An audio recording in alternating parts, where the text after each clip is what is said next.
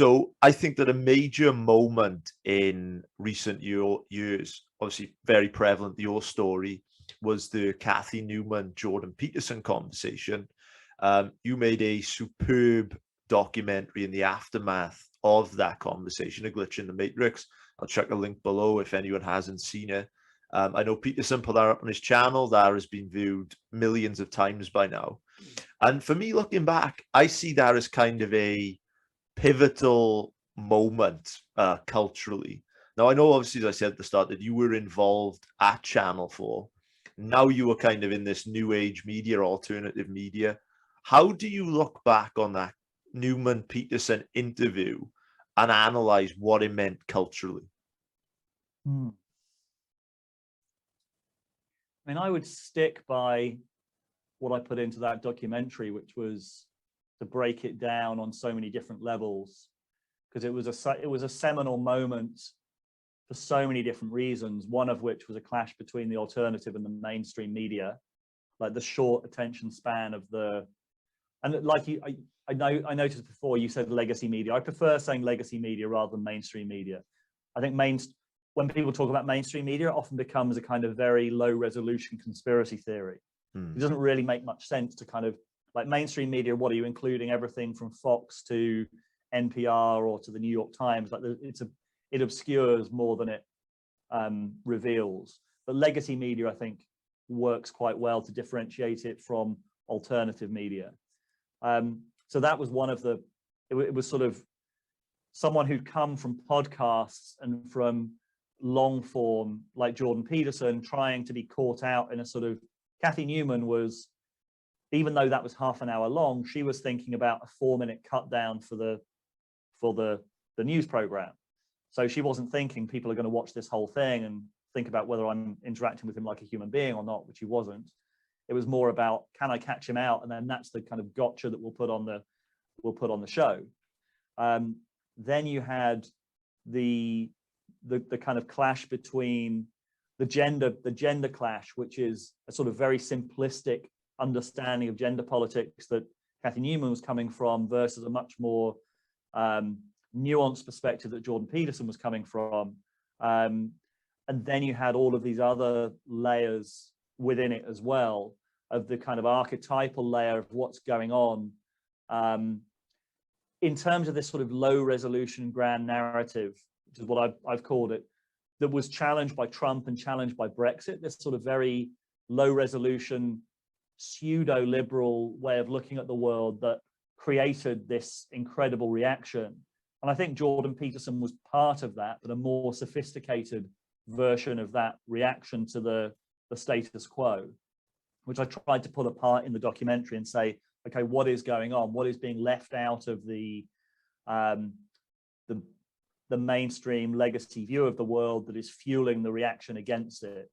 And largely that's a kind of superiority by a lot of journalists, by a lot of people in the sort of liberal mainstream, who have got this sort of pseudo inclusiveness, like we're so open to everyone, no matter what race, sex, or way that they describe themselves, but we actually really don't like anyone who doesn't agree with us, and we especially don't like and we judge, and we secretly judge anyone who doesn't have the same views as us. There's a kind of hidden tribalism, pretending that it's not a tribalism, and that's ultimately what I think has created that massive rejection, quite rightly, because it's a kind of superiority complex that has just blown up in their faces. Yeah, there's a lot in there which I'd love to delve into. I remember watching back the interview and Cathy Newman, when she kept saying, so what you're saying is, and then Peterson would be like, no, that's not what I'm saying. And for me, that kind of felt like a moment where I was like, this isn't what I want. You know, as you said, I don't want this short attention span, gotcha type journalism. So was that a tipping point moment? Yes, I think it was a tipping point, and I think generally the treatment of Jordan Peterson, especially by the legacy media, has been a real tipping point. I mean, people talk about kind of red pill or red pill moments, and there's I mean, obviously there must be something to that because it's got such attraction in the culture.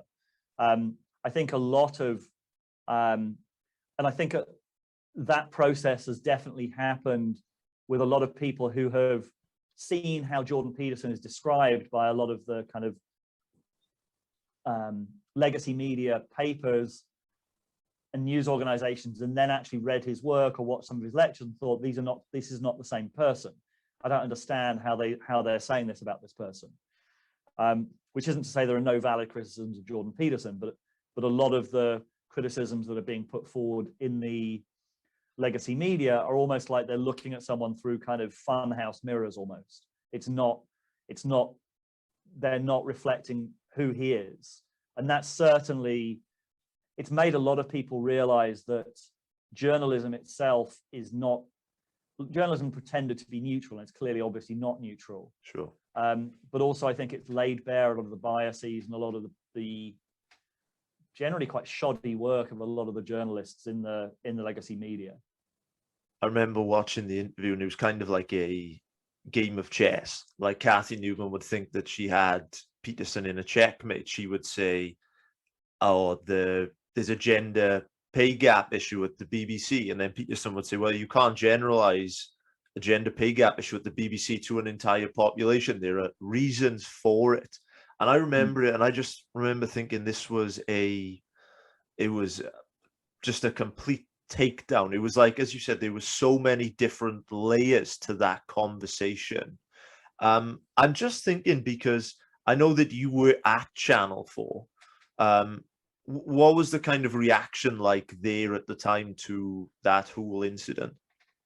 In the building, only a few weeks before that happened, and I was in touch with Cathy a little bit. I was in touch with Jordan.